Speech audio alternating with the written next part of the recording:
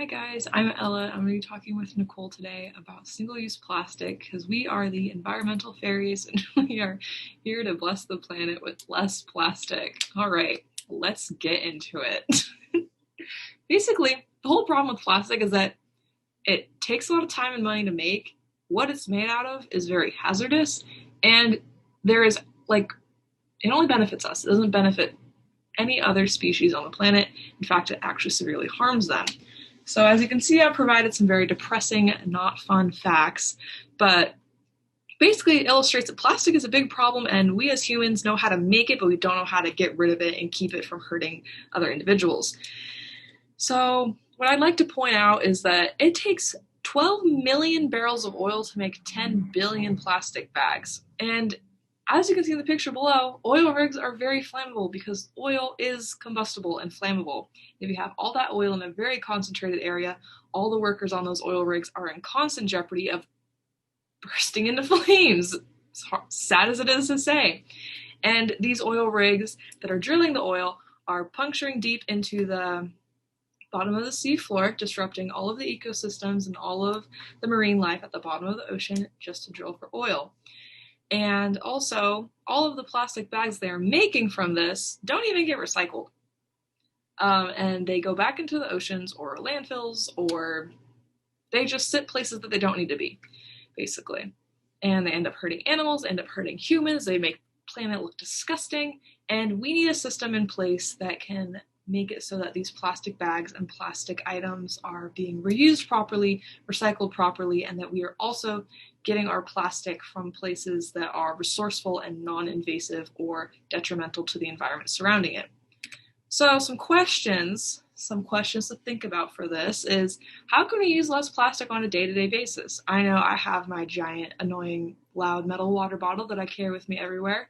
I try not to use plastic utensils, and if I can buy something that has less packaging, I do that. That's how I use less plastic on a daily basis. And how can our community do better as a whole? How can we motivate other people to want to use less plastic altogether? And are there any systems in place already that we may not have heard of already, or are in place and are just kind of in the works? Can we invest in those systems to make sure that plastic is being recycled properly? Hi, my name is Nicole, and today I'll be discussing the possible solutions to our questions in the previous slide. So the first question was, how can one person use less plastic daily? And in an interview done by Telltale Stories on YouTube, What is the Problem with Plastic? They discussed upstream innovation, which is the process of preparing for what happens to the product before it even reaches the consumer. So an example of this would be disposable cups. Fast food places like McDonald's and Burger King have designed a cup so you use it one time and then you throw it away. That's a really big problem because it's made out of plastic. Plastic lasts a very long time for something that's supposed to be used only once. So why is that? Why is there no planning ahead of time to help save the ecosystem?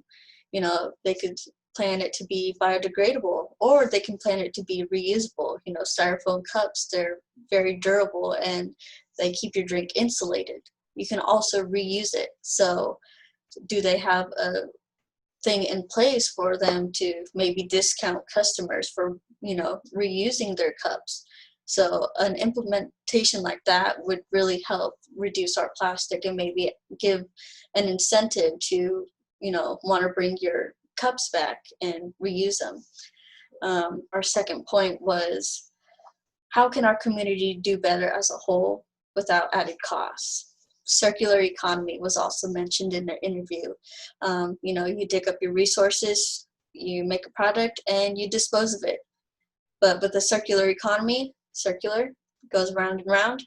You would reuse a product until you cannot use it any longer, and that's when you recycle it. So an example shown in this, illustration, they have a computer. The computer has very intricate parts inside of it.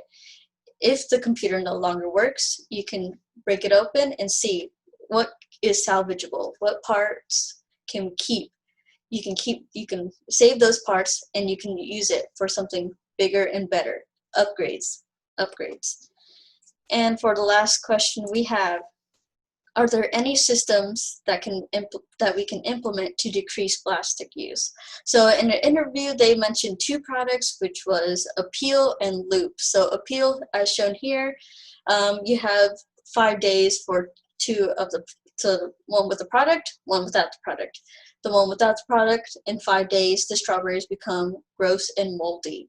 In 5 days with the product of Appeal, you see it's bright red and it's, good to eat.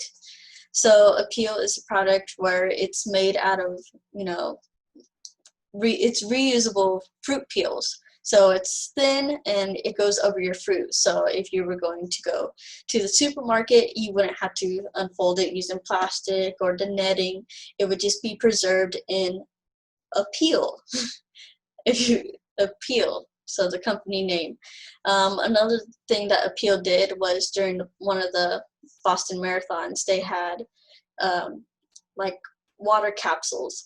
So instead of, runners running and then drinking, the water or pouring it on themselves and throwing it, they were able to, take one of these capsules, pop it in their mouth, and they were rehydrated with either water or electrolytes or something to keep them going. So, there was no plastic bottles left behind, and they could just keep moving forward because it just, dispersed into the mouth. The second product we have is Loop. So especially during this pandemic, we've had a lot of people like doing Walmart grocery pickup and, grocery delivery or Grubhub. So Loop is the product where they deliver your groceries to you, but instead they use reusable metal cans or tin cans for shampoos and conditioners. And so you would use up all the product, and when you have no more product, you would put it back in the box, leave it outside for them to go pick it up. And so they would pick it up, they would refill it, and they could either send it back to you or they can send it to someone else. So that product is they just fill up the product in the can, nothing gets disposed of. Everything is used to its full capacity. Some of our sources, we have 10 facts about single-use plastic bags, and the interview by Telltale Stories, which is What is the Problem with Plastic? And this is between Alexander Clark and Lila Dilks Hoffman. Very much recommend. Very good interview. Thank you.